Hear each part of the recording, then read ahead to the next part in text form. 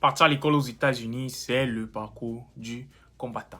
Alors, je viens tout juste de finir mes 2 années d'université aux États-Unis et je suis là pour vous faire une forme de rapport avec tout ce qui s'est passé.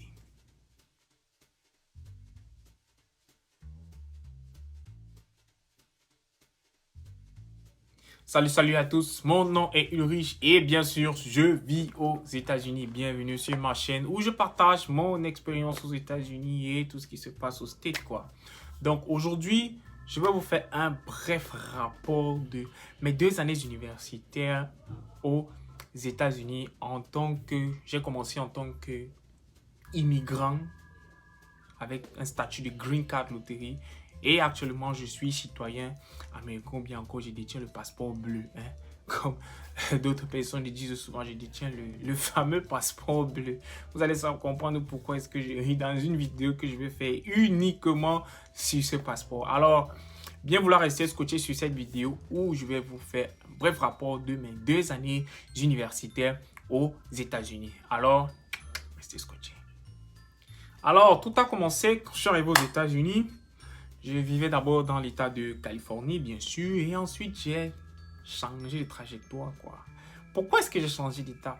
J'ai changé d'État parce que, après avoir établi tous mes calculs en fonction de ce que je peux dépenser, de comment est-ce que je peux aller à l'école et le type de vie que je veux mener, je me suis rendu compte que la Californie n'était pas un État approprié pour moi, en fait, qui peut être approprié pour une autre personne. Alors, j'ai bougé pour l'État du Texas, bien sûr. Et bien sûr, dans la même lancée, j'ai rejoint l'armée américaine, l'une des plus grandes et bonnes décisions que j'ai faites de toute ma vie était de rejoindre, bien sûr, l'armée américaine. Alors, j'ai un statut de réserve, c'est-à-dire je pars travailler avec l'armée part-time et j'ai bien sûr ma vie, bien sûr, de civil ou encore je peux avoir n'importe quel boulot dans le civil avec bien sûr mon statut de militaire.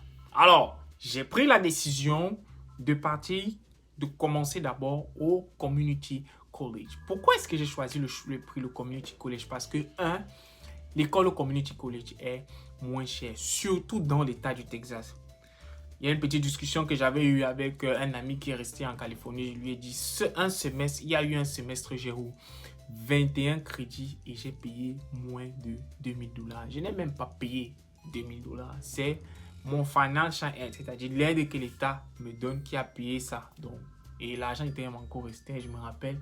Il était resté un truc comme encore 1500 ou $1000 comme ça. Donc, ça, c'est pourquoi j'ai choisi l'État du Texas pour pouvoir aller à l'école. Je suis allé 2 ans, Community College, où j'ai pris mes 2 années de cours. Alors, la première année, comment est-ce que ça s'est passé? La première année était vraiment difficile parce que la manière dont on fait l'école, parce que moi je viens du Cameroun, la manière dont on fait l'école au Cameroun, elle est totalement différente de ce qu'on fait aux États-Unis parce que il y a des préalables, des prérequis que vous devez avoir pour bien sûr pouvoir commencer les cours. Mais j'avais réfléchi ou bien encore j'ai mené des recherches intenses. C'est pour cela que je recommande à toute personne qui veut commencer ses études aux États-Unis, soit peut-être de nous écrire ou bien pour qu'on vous oriente un peu, de bien sûr bien chercher votre école parce qu'il y a des écoles aux États-Unis que ça ne vaut pas la peine. N'y allez pas, ils n'ont aucune accréditation. Quand vous décidez d'aller à l'école dans n'importe quel état, regardez les accréditations de votre université ou bien encore de votre community college.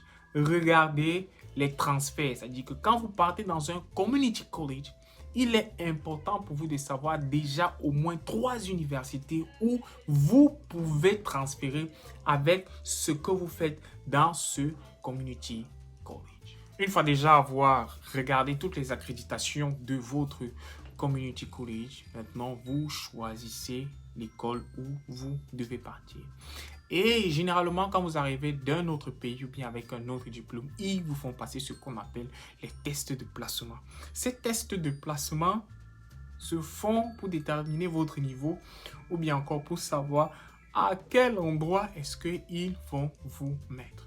L'erreur ou bien la grossière erreur que beaucoup d'immigrants sur le statut de green card ou bien qui veulent aller, disons, sur le statut de green card qui se disent ne pas parler anglais font une erreur, c'est de dire je ne parle pas anglais. Ils vont vous envoyer faire le coup, ils vont envoyer aller faire les histoires des ISL là. C'est quelque chose que dans un sens, on peut conseiller aux gens. Dans un autre sens, on ne peut pas conseiller en fait. Tout simplement parce que le coût des ISL, vous payez dans la majeure partie des cas, ou bien en cas exceptionnel, il y a d'autres personnes qui ne payent pas. Le cours des ISL, vous les payez, vous utilisez votre financial aid pour ça. Or, il y a des méthodes pour pouvoir sauter cette partie-là. Et la première méthode, c'est quoi? C'est que quand vous arrivez dans un état, vous savez que vous allez à l'école, vous allez aller à l'école dans 1 an. Utilisez ces 1 an-là pour apprendre l'anglais de vous-même. Utilisez ces 1 an pour apprendre l'anglais, apprendre la mathématique, pour que quand vous puissiez passer ces tests de placement, ça vous envoie à votre réel niveau. Ou encore, vous pouvez ajouter à cela, vous pouvez aller sur des sites en ligne pour pouvoir prendre des classes en anglais automatiquement sans que ça ne vous demande de passer par des cours de ISL. Alors, il y a un grand site que j'ai utilisé bien sûr quand je suis arrivé aux États-Unis et que j'ai conseillé à de nombreux étudiants aujourd'hui et qui m'en remercient beaucoup parce que ça les a fait gagner en temps et en argent. Ce site s'est appelé Sophia Learning. Vous allez sur Sophia Learning, vous faites votre account et je pense que c'est un truc comme 80 ou 90 $, je crois, le mois.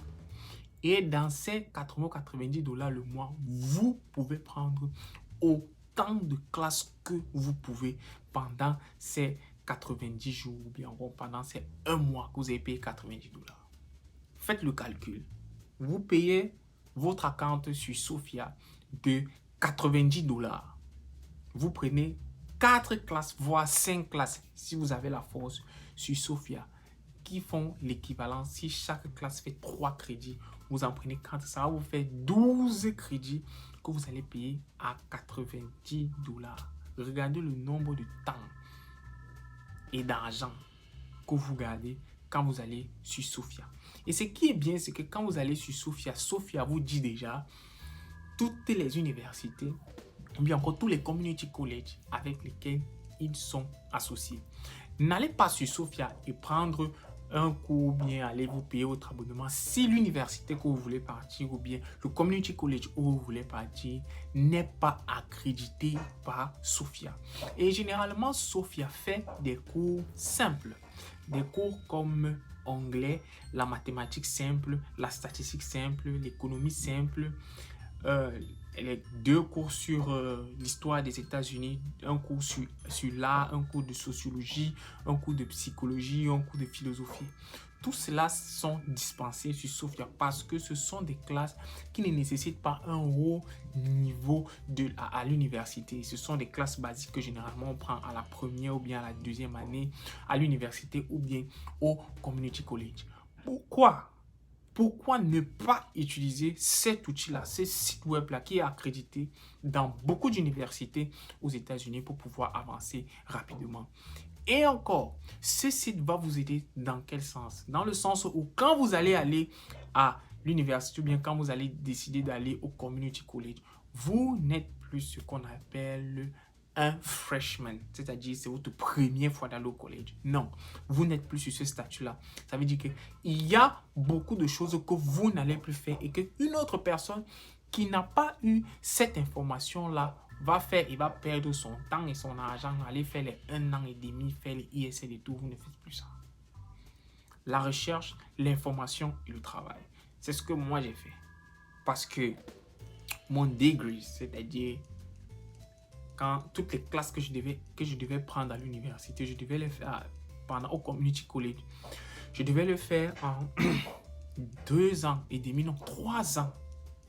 Mais je l'ai fait en 1 an et quelques mois. Donc on m'a dit 2 ans, si on peut dire ça comme ça. Pourquoi? Parce que je suis allé sur Sophia. J'ai pris certaines classes et j'ai transféré au community college. Parce que si vous allez sur Sophia, vous n'êtes plus une forme de freshman year. Vous êtes ce qu'on appelle transfer student. Et quand vous êtes déjà transfer student, il y a beaucoup de petits détails que généralement les universités ou bien les community colleges vont vous manger l'argent sur ça. Et on est ici pour parler de fait quoi. On ne doit pas vous manger l'argent sur ça. C'est une méthode que j'ai utilisée personnellement. Et aussi, j'ai eu un avantage simplement parce que je suis dans l'armée américaine. Et quand vous êtes dans l'armée américaine, vous avez ce qu'on appelle les military class, military education.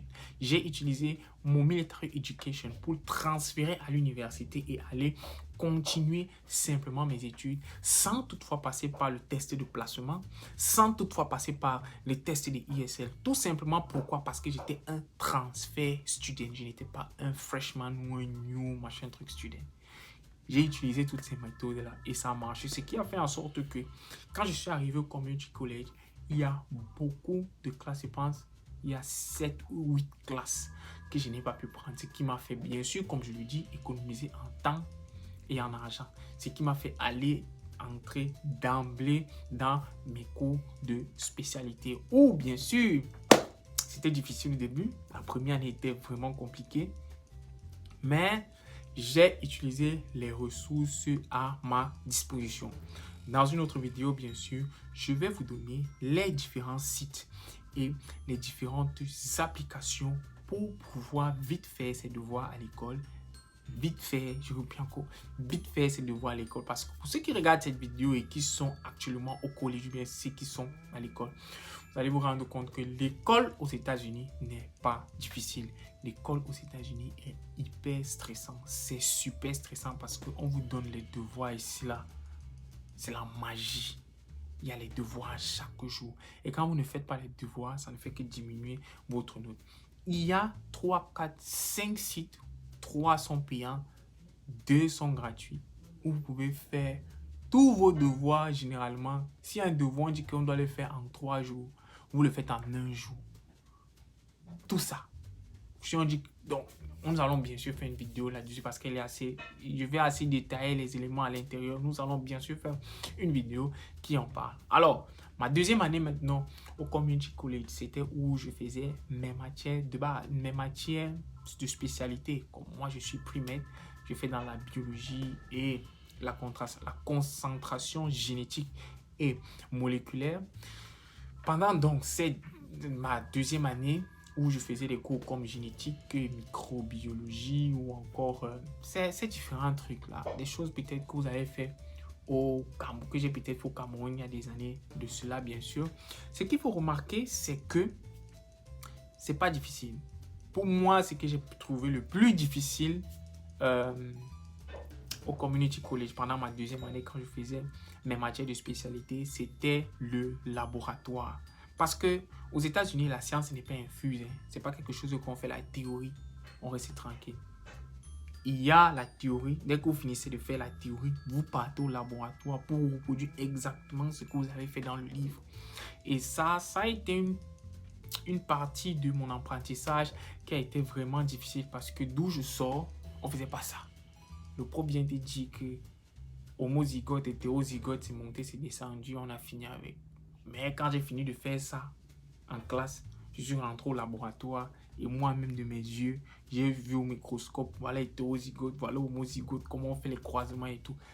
C'était bien et j'ai vraiment apprécié ça. Donc, actuellement, je suis en train de transférer à l'université pour le semestre prochain parce qu'à noter qu'aux États-Unis, il y a 2 grands types d'universités, entre parenthèses. Il y a le 2 years university, il y a le 4 years university. Donc, vous pouvez commencer au 2 years university et ensuite, maintenant, vous transférez au 4 years university pour aller finir encore avec votre degree ou encore avec votre bachelor.